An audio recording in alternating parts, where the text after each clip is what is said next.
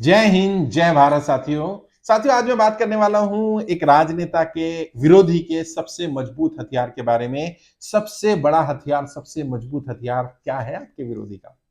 क्या उसका पैसा सबसे बड़ा मजबूत हथियार होता है? क्या उसके लोग, उसकी टीम, उसकी पार्टी? नहीं। आपके विरोधी का और किसी भी व्यक्ति के विरोधी का, राजनीतिक विरोधी का सबसे मजबूत हथियार है उकसाना। जी हां, सामने वाला आपको उकसाएगा और आप उकसावे में अगर आ गए तो समझ लीजिए आपने जंग हार दी। आपने उसे मौका दे दिया अपने ऊपर डोमिनेट करने का। आपने उसे जीत सुनिश्चित कर दी, उसे जिता दिया।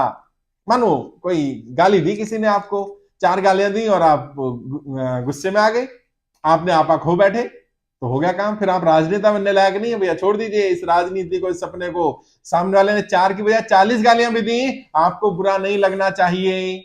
और लोग कहते हैं कैसे नहीं बुरा लगना चाहिए सर, आपको कोई बुरा कहेगा बुरा नहीं लगेगा?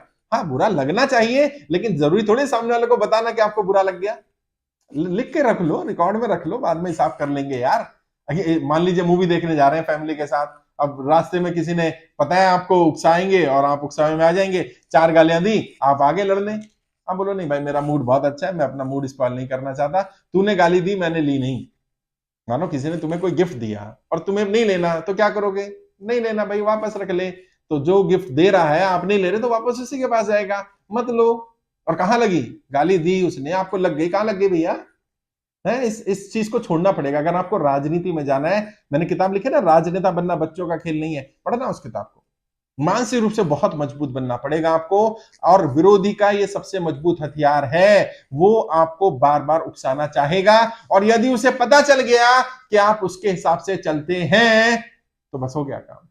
ऐसा नहीं आपको गुस्सा नहीं आता है, ऐसा नहीं नेताओं को गुस्सा नहीं आता, आना चाहिए गुस्सा, लेकिन जब वो चाहें, सामने वाला चाहे और मुझे गुस्सा आ जाए, तो इसका मतलब मेरा रिमोट कंट्रोल सामने वाले के हाथ में है। यानी कोई भी मुझसे मुझसे गुस्से में कुछ भी करवा सकता है, कोई भी मुझे खुशी दे सकता है, गुस्सा दे सकता है, गुस्सा दिला सकता है। नहीं, आपको मानसिक रूप से मजबूत बनना पड़ेगा। विरोधी के हथियार को समझिए। आपके संगठन में भी विरोधी हो सकते हैं, अपोजिशन में भी विरोधी हो सकते हैं, आपके मोहल्ले पड़ोस में विरोधी हो सकते हैं। वो आपको उकसाना चाहेगा और कहां वार करेगा? उन चीजों पर वार करेगा जहां आप गलत नहीं हो।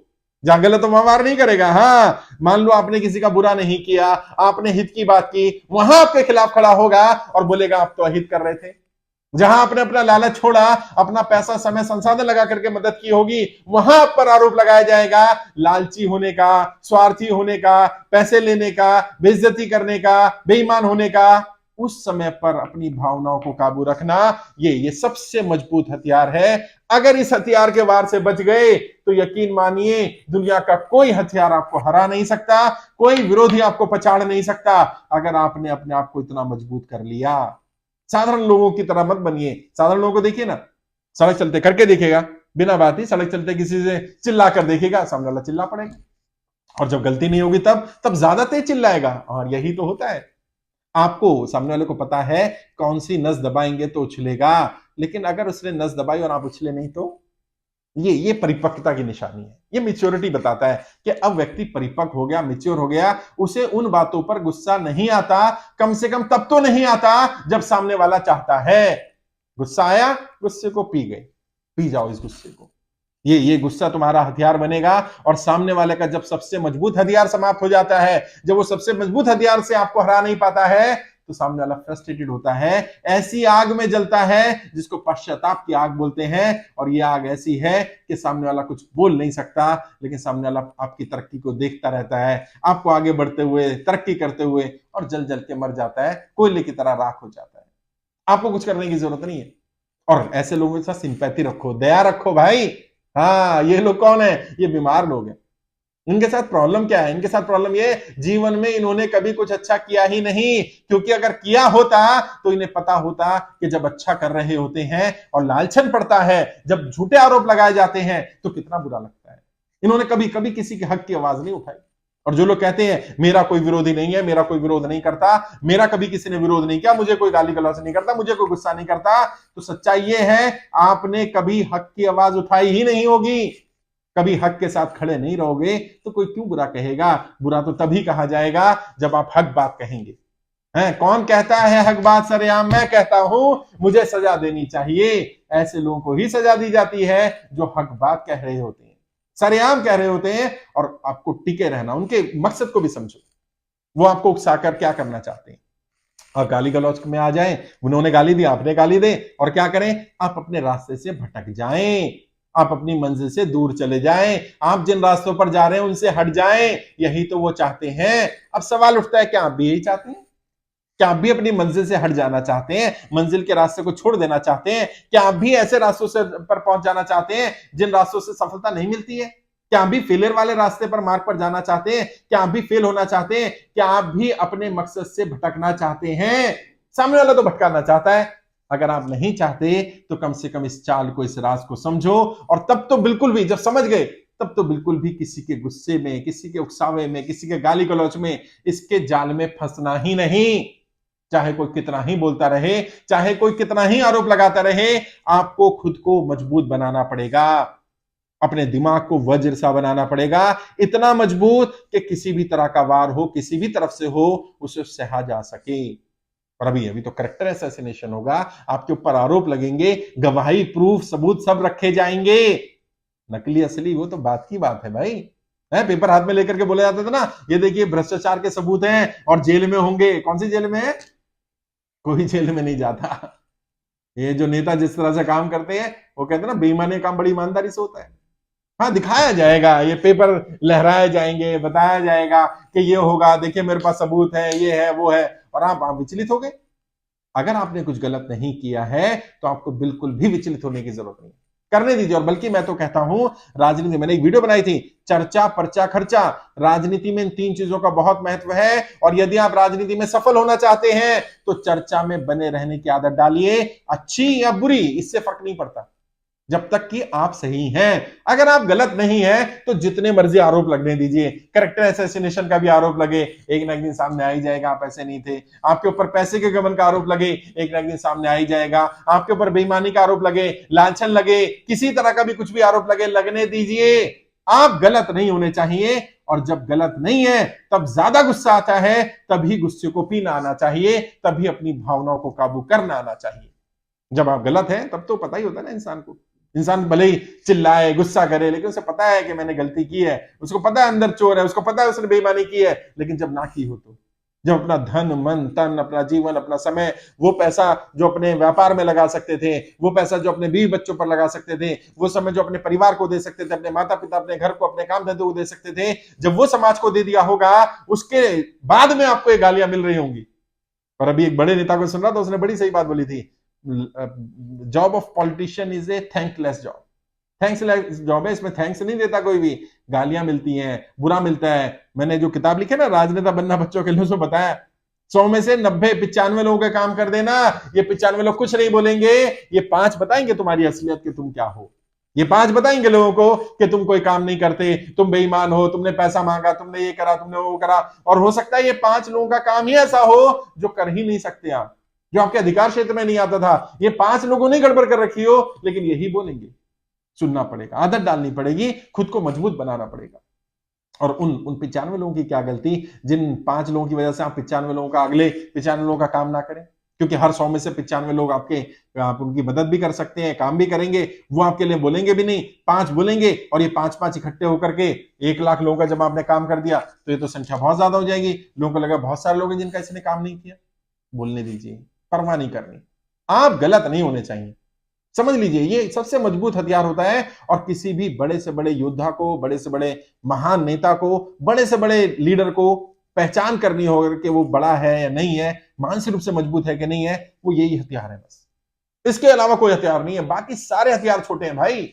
ये सबसे बड़ा हथियार है सामने वाले को उकसाना, सामने वाले को प्रोवोक करना। और वो प्रोवोकेशन में अगर आ गया तो समझ लीजिए वो कितने बड़े पद पर है, वो बड़े कद का नेता नहीं है, वो मानसिक रूप से बड़ा नहीं है। क्योंकि जो बड़ा होगा उसे सबसे पहले ये गुण आता होगा, उसने सीखा होगा, उसे पता होगा ये होता ही है। पर आपको अगर किसी रास्ते पर चलना है और उस रास्ते पर पता है क्या क्या कठिनाई आनी है, क्या क्या प्रॉब्लम्स आनी है, तो उन प्रॉब्लम्स के लिए तो आपको मेंटली प्रिपेयर रहना भी चाहिए। ये तो होगा ही। सड़क चलते आप आम इंसान नहीं है ना भाई, कोई जा रहा है सड़क पर, रिक्शे वाला, उसको गाली दी, आप 4 गाली वो भी दे देगा, गाली तो उसे भी देनी आती है। अच्छा, जब सामने वाले ने गाली दी और आपने पलट के गाली नहीं दी, इसके लिए मजबूत होना जरूरी है, इसके लिए दिलेर होना जरूरी है, इसके लिए ताकतवर होना जरूरी है।